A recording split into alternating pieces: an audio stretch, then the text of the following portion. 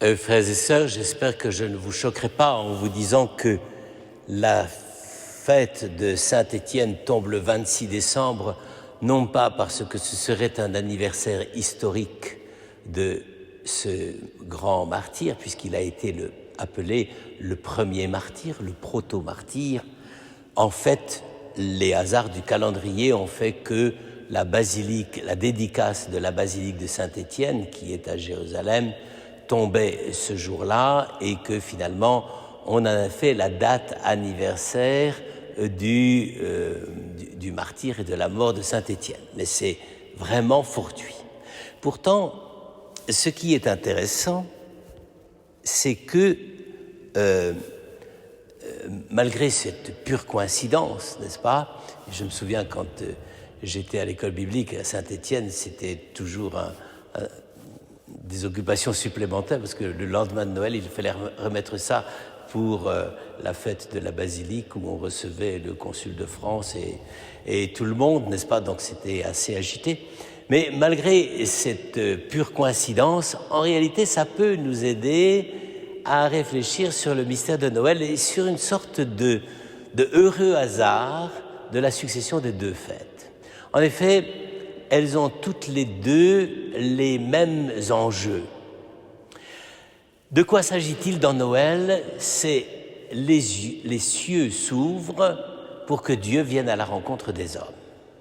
Ça, c'est le cœur de la révélation chrétienne, c'est-à-dire Dieu a voulu habiter comme un homme parmi les hommes et partager la vie humaine. Et il l'a partagée de bout en bout depuis la conception de Jésus jusqu'à sa mort puis à sa résurrection. Donc, j'allais dire le lien de haut en bas est le cœur même de la foi et de la révélation chrétienne.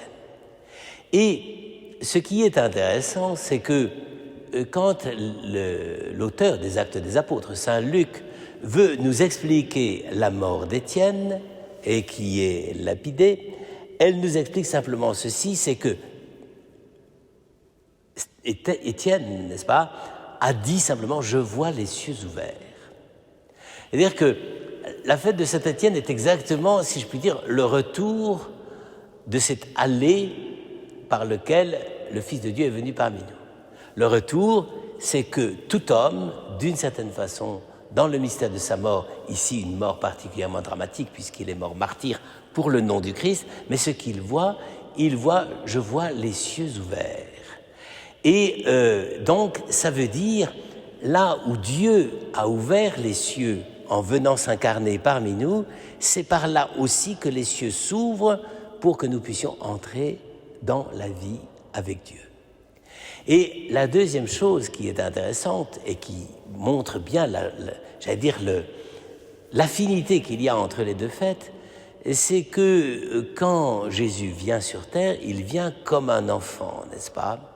Mais au moment où Étienne meurt, il voit les cieux ouverts, mais non pas Jésus comme un enfant, mais Jésus debout à la droite de Dieu.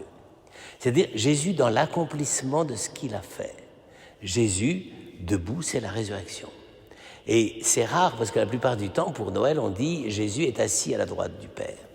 J'allais dire, c'est une autre tradition, mais précisément, Luc a jugé opportun de préciser, là, quand il voit Jésus, il ne le voit plus assis, il ne le voit plus dans une position qui est la position habituelle de la vie, il le voit debout, c'est-à-dire comme celui qui est exalté, Seigneur, Maître du ciel et de la terre, et qui communique sa puissance de résurrection à Saint-Étienne. Comme vous le voyez, frères et sœurs, de temps en temps, la liturgie, avec des hasards, car c'est purement fortuit que la fête de Saint-Étienne soit le lendemain de Noël, mais elle nous enseigne quand même quelque chose. C'est-à-dire que, au fond, qu'est-ce que c'est que Noël, sinon Dieu qui se décide, qui a voulu venir vivre ce compagnonnage avec nous, être proche de nous et partager avec nous tous les aléas, les heures et malheurs de la vie humaine. Et donc, pour cela, il a dû créer un lien de communication entre lui-même dans le cœur de Dieu et nous-mêmes ici au creux de la terre, pour que le lien puisse effectivement s'accomplir et se développer. Et c'est ça aussi Noël, c'est que ce lien entre Jésus et nous ne demande qu'à s'approfondir et à se développer au jour le jour.